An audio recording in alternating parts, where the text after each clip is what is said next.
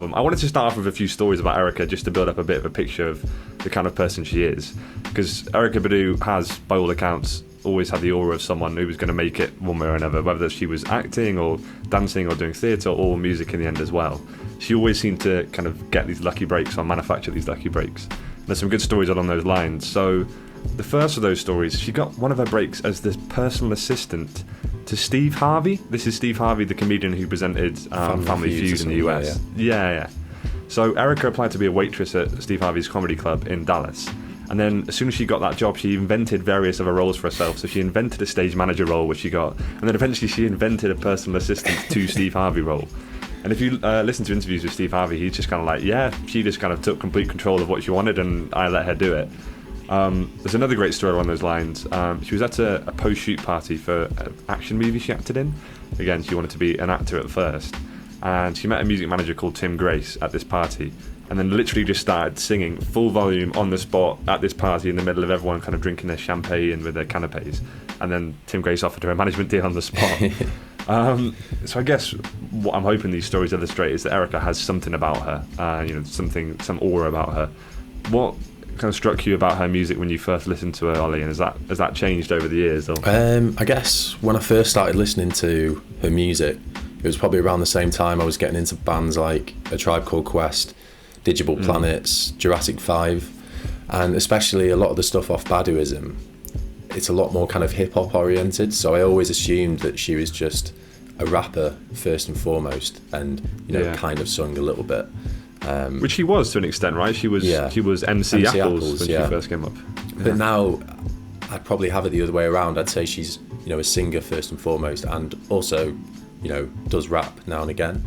But yeah, it's only when I started moving on from Baduizm that I realised how stunning, how powerful her voice is. And I think Mama's Gun is probably the best exhibition of that, to be honest. On some of the songs, her voice is incredible, and I definitely didn't know at first that she had that kind of range, I guess.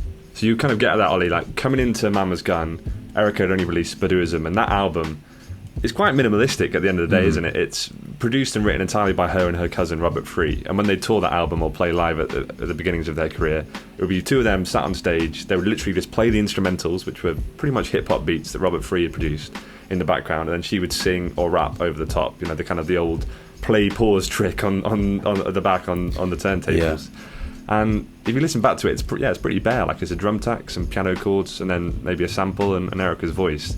Mama's Gun, that completely changed. Erykah was able now that she had kind of the backing of a major label and she had her first album success, she was able to do whatever she wanted, and what she did was bring in a full live band to jam and write with. And this band was not just the Commonwealth Garden band, this was the likes of Pino Palladino, like Questlove, James Poyser, members of The Roots. This was an unbelievable, the creme de la creme, an unbelievable group of musicians.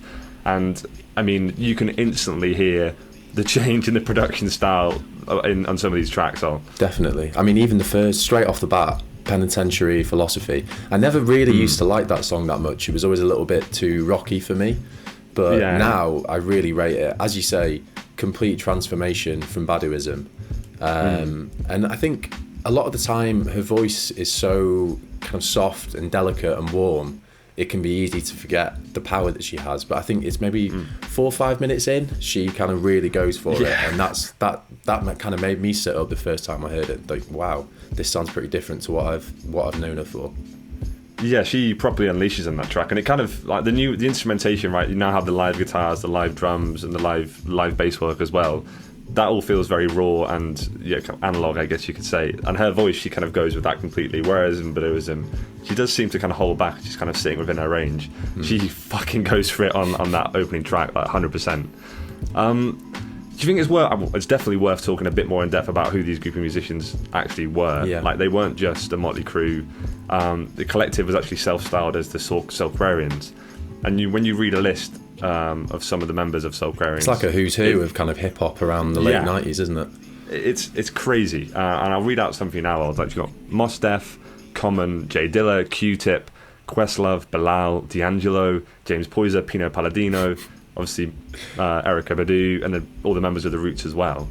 And from what you kind of read about that point, it was very, very incestuous. Everyone was playing on everyone's records. If you needed vocals, everyone would call Erykah. If you needed a drummer, you'd call Questlove. If you needed some horns, like Roy Hargrove would play. If you needed a beat, you'd call Jay Dilla. Fuck Jay Dilla, you know what I mean? Oh my God. And Common's quoted as saying that it was just one of those periods that you don't even realise what you're going through and how powerful it is. Because if you did, it'd probably mess with your mind a little bit, to be honest. Yeah, I mean, looking back, can you believe that they were all playing on the same records at that time? It would have been crazy walking around Electric Lady Studios in New York in 1998 and one floor. Oh, yeah, there's Badu, there's Common, there's all these people you're mentioning. Must have been an amazing time to be working in that studio, for sure.